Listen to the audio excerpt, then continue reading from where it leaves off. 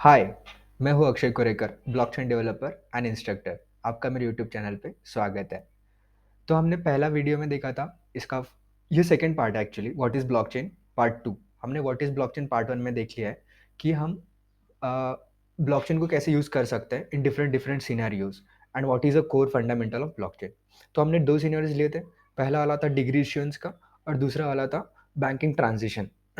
So if you want to know more about that particular scenarios, मैंने description में link दे दिया, आप प्लीज़ चेकआउट कर लेना।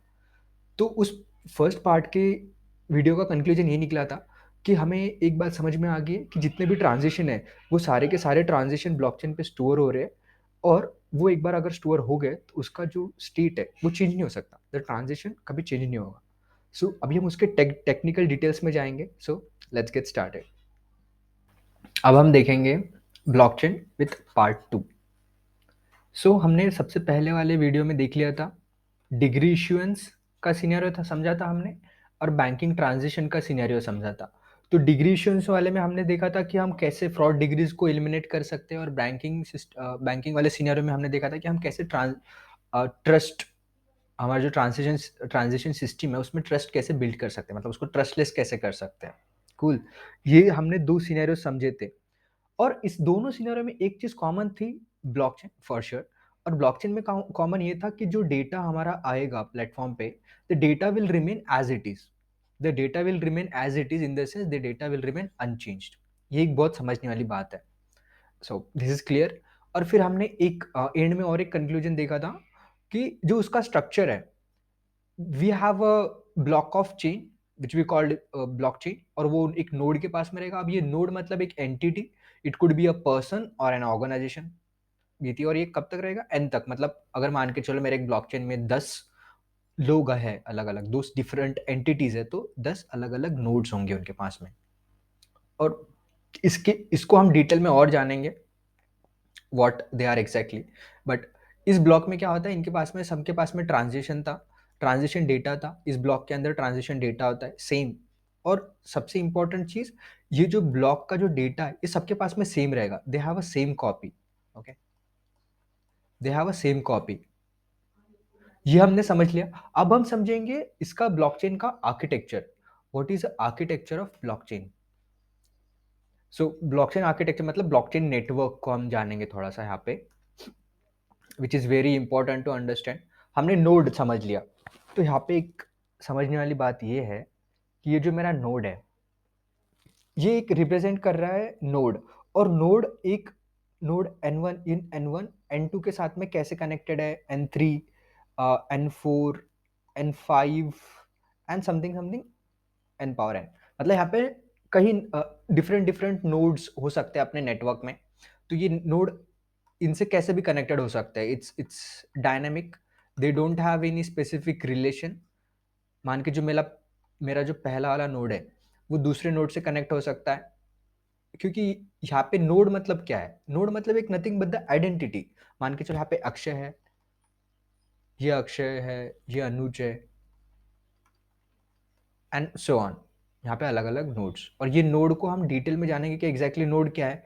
नोड बहुत तरीके से हो सकते हैं। नोड वैलिडेटर नोड होता है मेरा, ऑब्जर्वर नोड होता है।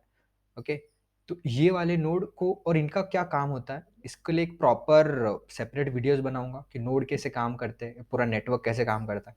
बट फॉर टाइम बीइंग हमें क्या चीज़ समझनी है कि एक नोड है, जो नोड ब्लॉकचेन मतलब सबसे पहले तो एक नेटवर्क है।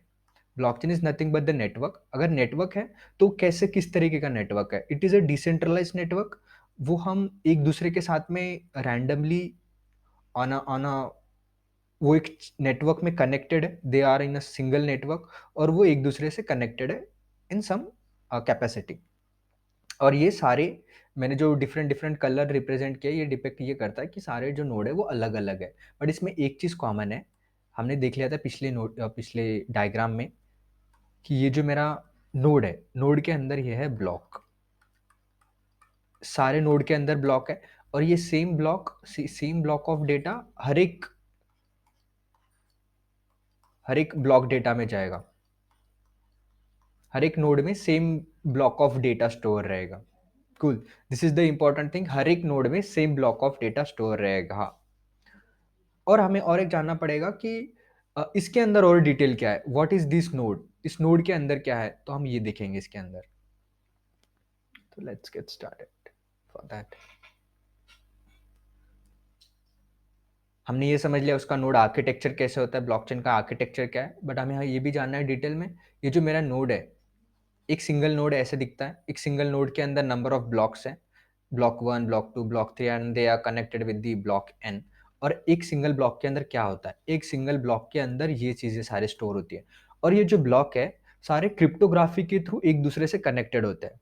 कुल by the logic of cryptography वो एक दूसरे से कनेक्टेड है। तो हमारे यहाँ पे क्वेश्चन उठता है कि इस ब्लॉक के अंदर क्या स्टोर है, इस ब्लॉक के अंदर ये सारी चीज़ें स्टोर होती है। इस ब्लॉक के अंदर स्टोर है मेरा करंट हैश, इस ब्लॉक के अंदर स्टोर है करंट हैश, मतलब इस ब्लॉक का हैश, प्रीवियस हैश, इस ब्लॉक के पहले जो हैश था वो वाला हैश स्टोर है मेरे पास में। और ये नॉन्स, नॉन्स एक नंबर होता है which we use to design the complexity of the problem. तो इसको हम और डिटेल में जानेंगे कि वो क्या होता है। और मर्कल रूट क्या होता है, मर्कल रूट अभी फॉर टाइम बीन के लिए मैं एक समझा देता हूँ मर्कल रूट क्या होता है करके। मर्कल रूट एक कंसेप्ट है, and this is not just belong to the block, it's ये प्रोग्रामिंग कंसेप्ट है। इसमें क्या होता है कि हमें एक चीज फॉर श्योर पता है कि इसके अंदर हम ट्रांजिशन स्टोर करते हैं, different number of transition store करते हैं, ये तो हमें पता है। तो वो ट्रांजिशन किस तरीके से स्टोर होता है, वो मर्कल रूट के फॉर्मेट में स्टोर होता है। मैं एक एग्जांपल देता हूँ, ट्रांजिशन 1 है यहाँ पे, मेरा ट्रांजिशन 2 है, ट्रांजिशन 3 है। तो यहाँ पे जितने अलग अलग ट्रांजिशन है, ये अलग अलग ट्रांजिशन का एक हैश बनता है। ये दो ट्रांजिशन का एक हैश बनेगा H1, और मान के चलो इसका H2 बन रहा है, और ये दोनों का हैश मिलके और एक H3 हैश बनेगा, और ये H3 एज यहाँ पे Merkle root, as a Merkle root tree, as a Merkle root treat होगा। सो दिस इज द फंडा, एक सिंपल सा फंडा है ये मर्कल रूट का। सो आई होप आपको ब्लॉकचेन की चीज़ें समझ में आ रही होगी।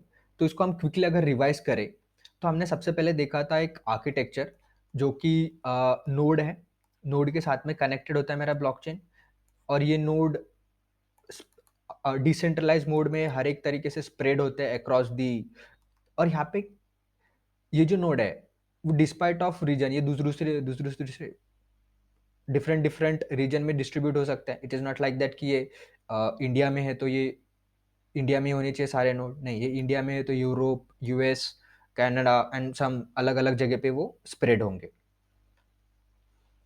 ये हो गया। और हमने ये देखा कि इस नोड के अंदर एग्जैक्टली क्या है, इस नोड के अंदर हमारा एक चेन है, और ये सारे चेन हर एक जगह पे सबके पास में सेम डेटा रहेगा, सबके पास में सेम डेटा रहेगा। अगर मेरा डेटा कहीं चेंज हो गया, अगर मेरा यहाँ पे ये हैश है और किसी ने मेरा ट्रांजिशन चेंज करने की कोशिश की या कुछ मिलिशियस एक्टिविटी परफॉर्म करने की चेंज की, तो इसका मर्कल रूट चेंज हो जाएगा। जैसे ही इसका मर्कल रूट चेंज हो जाएगा, मेरा जो ब्लॉक है वो बाकी के इसके साथ में पता चल जाएगा। इसका तो सेम रहेगा, बट ये नोड का डेटा ये है, तो ये नोड का डेटा भी इसी जैसे होगा, जो उसके पास में कॉपी रहेगा। तो इसी नोड का डेटा चेंज हो गया, तो दूसरे नोड के साथ में चेक करेगा कि मेरा डेटा तो चेंज हो गया।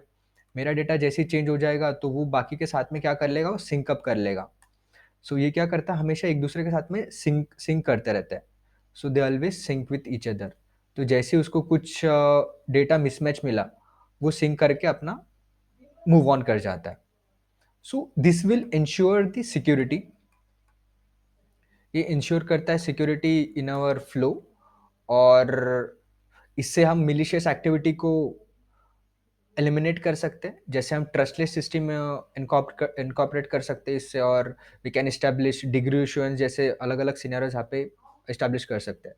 I hope you understand this. Okay, तो हमने अभी ब्लॉकचेन पूरे 2 वीडियो में समझा कि सिनेरियो क्या है उसके, और हमने थोड़ा बहुत उसका टेक्निकल डेफिनेशन भी देख लिया। बट स्टिल अगर आपको अभी भी समझ में नहीं आया और you don't have much clarity on what is blockchain और ये कैसे काम करता है, डोंट वरी, स्टे ट्यून।